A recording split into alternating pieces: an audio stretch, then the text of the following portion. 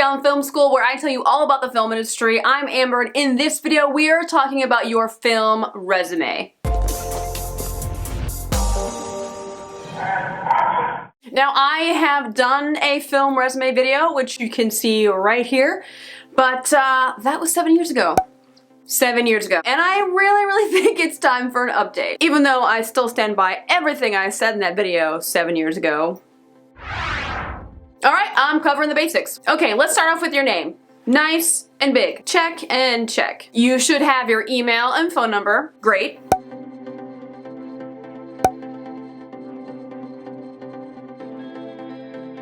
Location?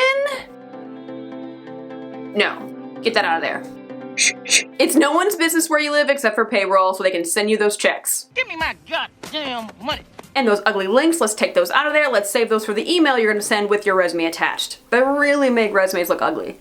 Your resume should always be one page. One page only. Let's say it again for the people in the back. One page only, you got that? Yeah! One page only.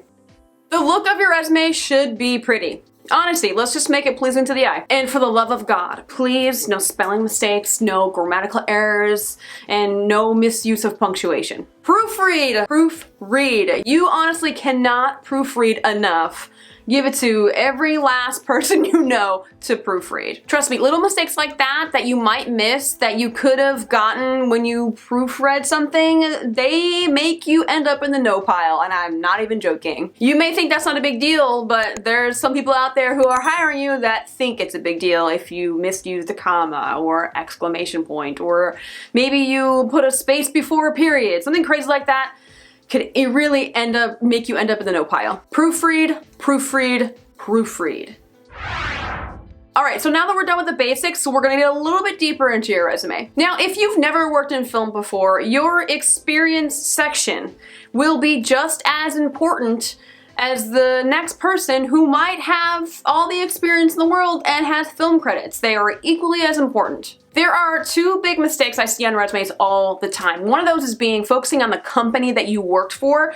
People, your resume is about you. About you. Make your resume about you and the position you held, not the company you worked for. People love focusing on the company they worked for, and I'm like, well, what did you do there? And sometimes that information gets lost on your resume because everyone's so focused on like, oh my God, I worked for, I don't know, Exxon.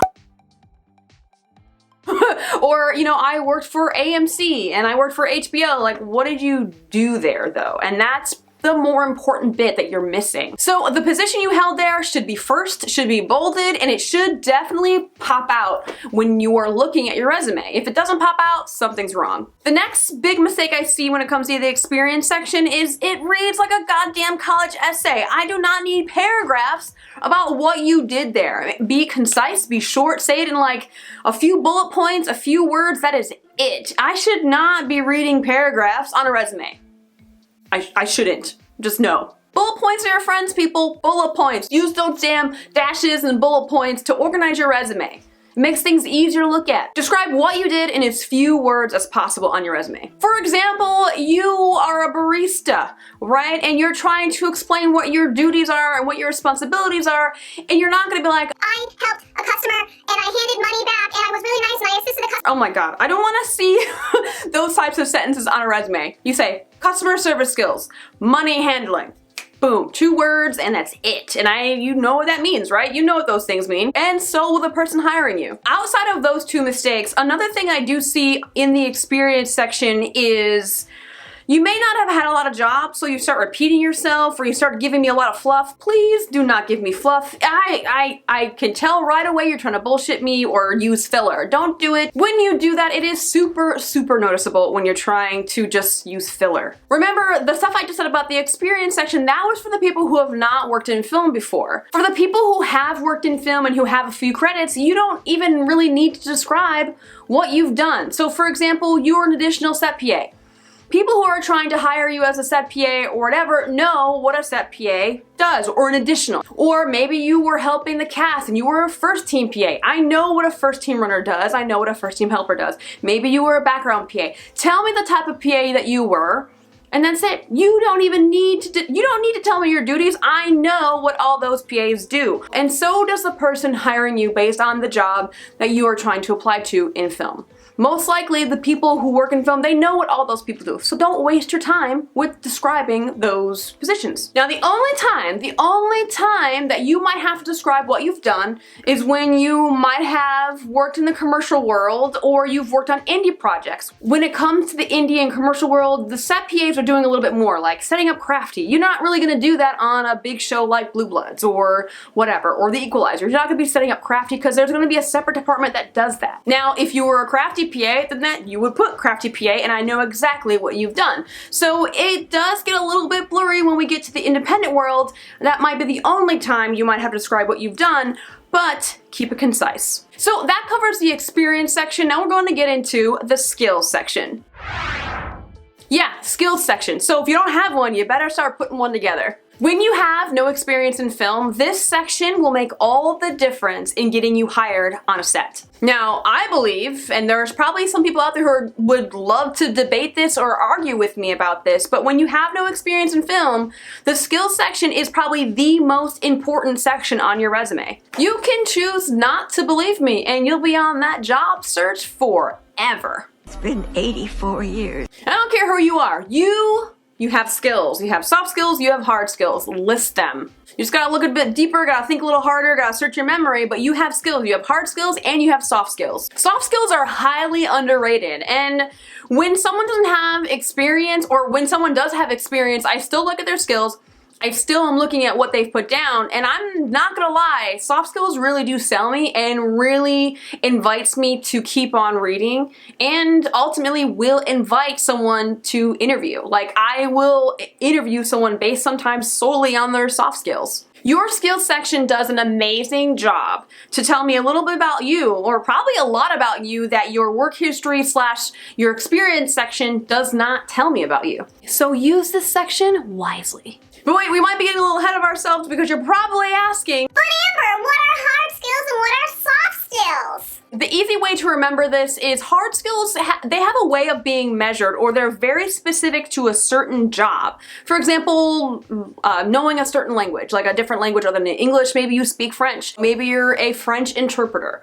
Or SEO, for example, you are an expert in SEO. And soft skills are more universal. They can basically be applied to any job, like communication skills, or problem solving, or leadership. Soft skills complement hard skills. And here's a few examples of some soft skills: communication, problem solving, leadership skills, creativity, adaptability, time management, critical thinking, empathy, listening, organizations, conflict resolution, negotiation, writing, patience, attentiveness, interpersonal, friendliness, improvisation, self-discipline, diligence, enthusiasm, and we don't want to forget this one, positivity. But don't you dare put hardworking or team player or detail oriented. Those things are on everyone's resume, and every time I see it, I never believe it. I really think you're bullshitting me. It's like a red flag, a buzzword you don't want to see on a resume. Please do not put hardworking on your resume. I mean, you're putting a resume together, for God's sakes. Just avoid those things. And if you really want to go deep on what to not put on a resume, I have a class that talks about it. Also, I mean, do a Google search. Google words not to put on a resume. You're gonna get a whole crap load of information of what not to put on a resume. So this goes for the people who have film credits and maybe they have enough film credits to fill a whole page on your resume, like myself. If you have enough credits on your resume, you do not need to put a skills section, a soft skills section, hard skills, anything like that. My resume does not have any soft skills on it. So if you have enough credits, the credits and the people that are your bosses, like for example, a PA looking to be an AD one day, your ADs and key PA is going to be on your resume and not a bunch of soft skills. Unfortunately, that's the resume they want. Overall, your resume should be about you. It should be honest. It should be quick to read, aesthetically pleasing. You know, like a lovely written portrait of you. You're gonna have to dig deep here, folks. You're gonna have to dig deep, pull it out, and put it on that one page. If you are looking to go a little bit deeper, because let me be honest, there is so much more when it comes to your resume. If you want a step-by-step guide, I do a live workshop online a couple times a year, and I'll have that link below if you want to join my resume workshop. You can talk directly to me, you get a chance to ask me questions, and if you can't make those live workshops, I also have a replay of the workshop that I put on, and those links will be below for you. I hope this video was helpful in motivating you to write a great resume, and if it has, hit that like button, and while you're at it, please subscribe and hit that notification bell to stay up to date on all the videos I make on the film industry. As always, if you have any questions, comments, concerns, please comment below. If you are looking for more film career resources, please hit up my website at beyondfilmschool.com, and if you want to know what I'm up to on set, please follow me on Instagram at beyondfilmschool. And that is it for now. I shall see you next time.